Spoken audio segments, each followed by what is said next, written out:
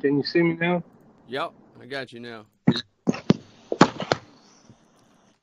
What's up, man? Like I was saying, I do a small time show, man. I'm nobody big, but I always like to talk to other artists, and I've always kind of looked up to you and your music. So I thought I'd reach out to you, and I was really surprised that you took the invitation. But Yeah, I really truly appreciate it, though. no doubt. It's all good. Man, I get the feeling that you're a really a great person. If you recall, I actually was trying to help promote your message when your baby mother's house had burned down, and Hmm. and I was trying to help you spread that word. I was really trying to help you out. I thought that was a really kind gesture that you had made, and I really respected that out of you. So I really tried to help push that. And I see you're a very punctual person, man. I think I really like you as an artist and as a person as well. That's cool. I So mean, I take this. My whole thing with this thing, music things, and music, just life in general, is just like I take it serious. It's not. It's not always about the fame and the fortune. It's about how you treat people along the way, and the people that you engage with along the way. That's really how I try to, spread my message the best way that I can. It's not always about the glitz and all of that. It'll always be there. So. I appreciate that. I connect with that message, man. And the same thing, I mean, it goes for you as well. Just for you, even donating to the fund and being part of it, and even just showing love. It just showed that sometimes when you reach out to you don't know if your fans will stand beside you or what. But that showed me that in a split second, in a situation like that, people would. So it was a That's blessing. that's right. I appreciate you seeing that, man. That's actually I don't mean to take the subject away from you, but that's actually how I connected with King Los. I'm sure you're Excuse me. familiar with Los. Yeah, Yeah, I know that's the those. same. Yeah, I connected with him over kind of the same thing. I approached him and asked him to do a track. I asked him to feature on a verse with me, and I just approached him in a humble way, and I let him know that I understood if I wasn't a big enough fish, and I was still going to be a fan no matter what, and I was still going to turn people to listen to him. So he appreciated that, and he accepted the offer, and we're still working out the details on the track, but No doubt. That's dope. yeah, Los is a young general, man. I hear You know, that, man. Big I have a lot respect of for him. respect, a lot of respect for the young man. As an artist myself, I'm not good at freestyling. I'm more of a writer. So I look up to guys like you. I really respect you and Los and people that can really do it off the top. I have like the utmost respect for. It's not just a talent. It's almost a blessing to have that skill set. Oh, definitely. I mean, there's different forms. I kind of lived with it my whole life. So, some guys do it as they pick it up as, a second part of their style, or, some dudes just really love to do it. But like me, it's like, it's like one of my eyes, like it's part Yeah. of my body, it's my DNA. So if you don't mind, I'm gonna get down to it. I'm gonna ask Yeah. you the questions Good, that I sent good. over to Melody. So I really wanted to know what you think this defines success in hip hop. If it's one thing, if it's more than one thing, what do you think truly defines success in hip hop to you? Hmm. I mean, to Supernatural, Yes. what defines success in hip hop to me is just waking up. Waking up in my right mind, waking up in a healthy body, you know, then, embracing life first and then music. So I think for me, that's success. Now, when you take it to a financial standpoint or a notoriety standpoint, I guess that would be what people would also assume as being successful, as being a artist that's touring and making money and living off the craft. Whether you're on the good side or the bad side, you know what I mean. That's what most people tend to eloquate success, eloquate to what success is. Okay. You know, I would guess that's what they say, but that's not my definition of success in hip hop. Me is like being able to share my message, being able to travel the world, and still be paid for it. That's the blessing in the end, is to be able to make money off your craft and live off of it. And it's not always an easy road. It's bumpy sometimes, but and a lot of times it's very fruitful.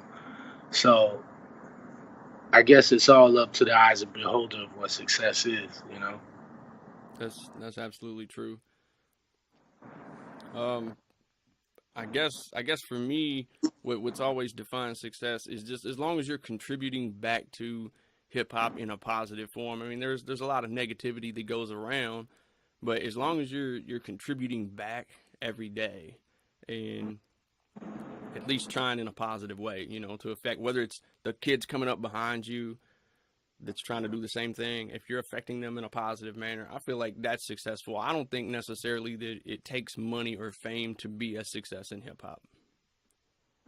That's what I said. I said it's through the eyes of the beholder. I said Absolutely. that's why people, they equate that with, you know, the financial side. For me, like I said, I've been able to spread my word worldwide, and still get paid for it at the same time, which is the last blessing. That's not the first blessing. The first blessing is being able to get on a plane and fly to Africa and have fans, or fly to Australia and Right. have fans, in New Zealand and have fans, or Greece or Italy, and the list goes on, and doing that, coming from a place like being born in Indiana, living in New York for as long as I did, and to be able to see those things, that's success, you know. Hell yeah, man.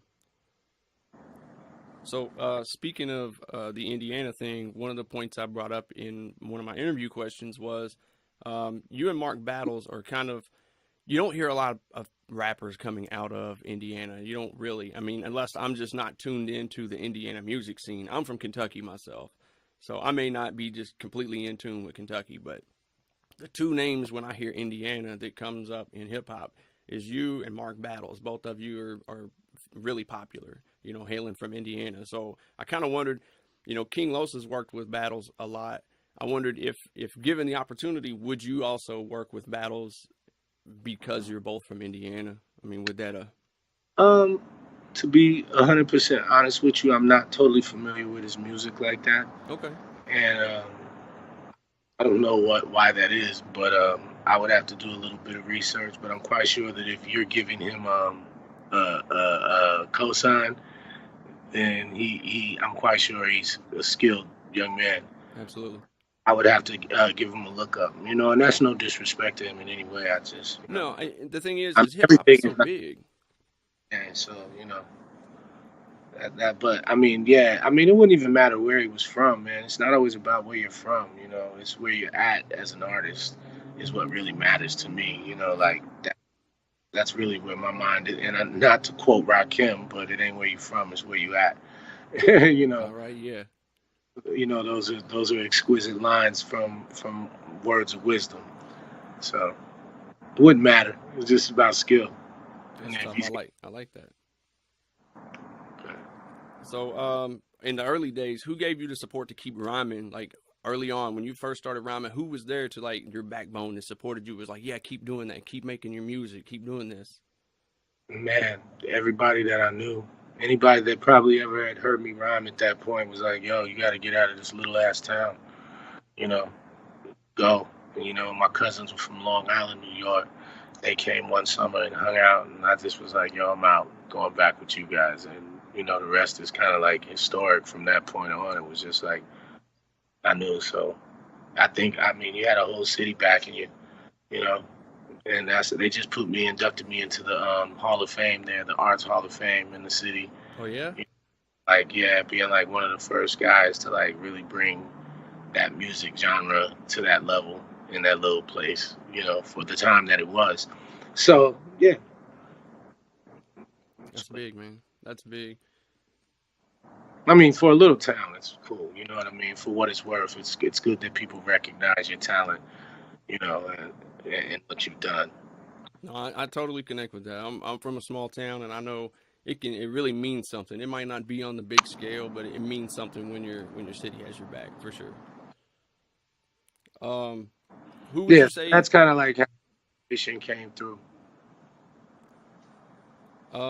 Who would you say influenced your urge to rhyme? Like early on, was it a neighborhood thing, or was it what was on the radio, or where did you get that drive? Like, man, that's what I want to do right there. The first time I ever heard Rapper's Delight, I knew I wanted to rap. The odd thing is that I always tell people my first discovery with freestyle was turning over the record, and finding the instrumental on the other side. And, this is before culture is fully developed. So I assumed that the guys that I was listening to on the one side just went in the studio and just rapped it and just made it up. So that's how I truly started rhyming. After I got bored with the record, I turned it over just to see if maybe there was more on the other side. I didn't know, I didn't, you weren't into like reading labels and all that. I Yeah. was a young kid. But I turned it over and there was just the beat on there. And so I started mimicking what I heard, but I made my own little fake name. I was just like using your imagination as a kid. And I kind of mimicked the guys. And from there, I kept doing it as a novelty almost. I thought it was cool, like it was a trick to me almost. And then it just developed into a full blown talent, over time. After I discovered, wow, there's other guys that do this, there's groups, slow Yeah. development. But it's just like anything else. Hip hop burst onto the scene, and you just overwhelmed. So yeah, So that's how I got my. when you started trying on that instrumental, did you like instantly go, "Hey, I'm actually pretty decent at this," or was it like, "I'm not giving up. I'm gonna get good at this"? No, I think I was. I mean, not to be conceited or anything. I think rhyming just came naturally to me. I really do. I I really, believe really. you.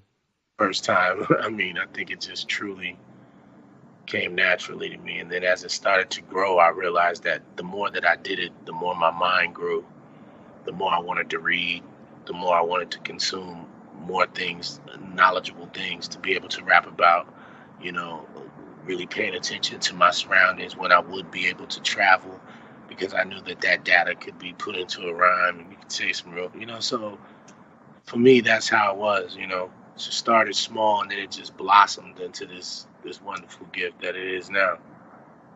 That's amazing. I'm glad you have that gift, man.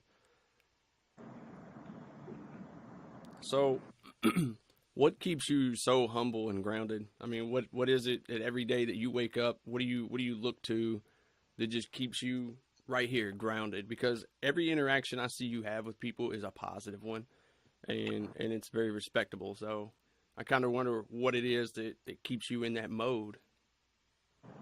Um, I know this might sound corny, but it's like nature. The fact that I can wake up and take a next breath and the sun hits my face, or I'm able to see nightfall, with no harm that comes to me. I think that's what is the inspiration, for me to continue or for me to do what I do, you know, on the level that I do it on. That's where the positivity, comes from that you see. The way that I try to connect with people. It's about energy. It's about what you put into the world is what you get out. Mm. So, for me, every day that I get my eyes, I think it's blessings, prayer, you know, having some type of spiritual base, food, exercise, good water, and being really thankful for the simple things, I think that we forget those sometimes. So that's where my whole, my positivity comes from is like just knowing that every day that I hit the floor, I have an opportunity to touch a mind, touch a heart, help a homeless, or just help anyone that needs help, for that matter.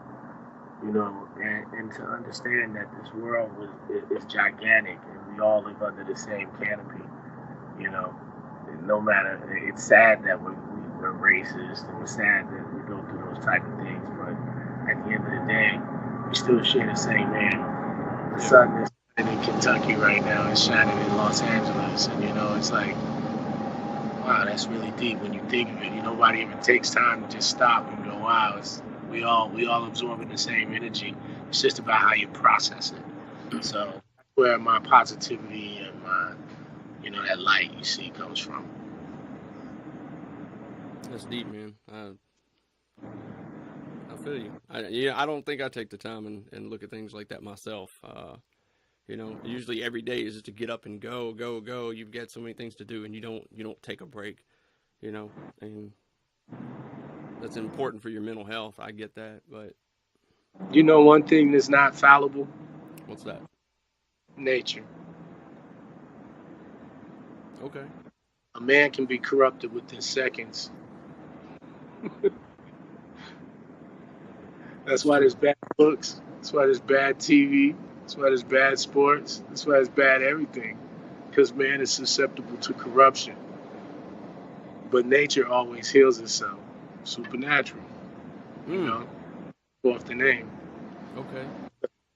Always remember that's one thing you can't foul up. And it's something you can always find. It's not a mystery. You know where the ocean is.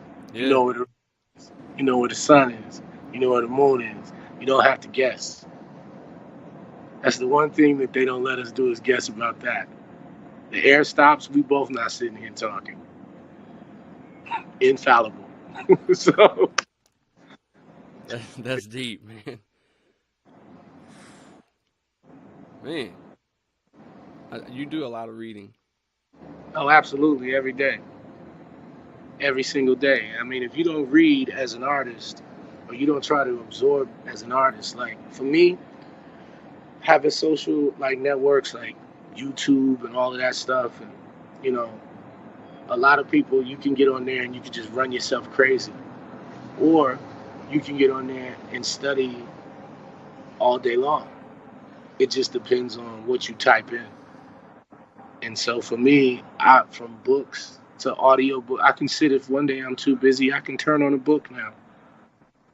See, we don't take advantage of some of the things that's right in front of us. Oh, I'm so busy, I just can't read. Well, have somebody read it to you. You know, because you can do that now. You know, if Yeah. you want to sit and have the 48 Laws of Power read to you or any other book, I just do that one out there randomly. But No, any of that's those, that's good reading. Yeah. you know, you can have that done. So for me, like the more you absorb, the more you can put in music. But not only that, you can just articulate yourself in life a lot better. You know, so that's one of the benefits of being an MC. I think that that's what it did for me. It expanded my consciousness. It's growth. Yeah.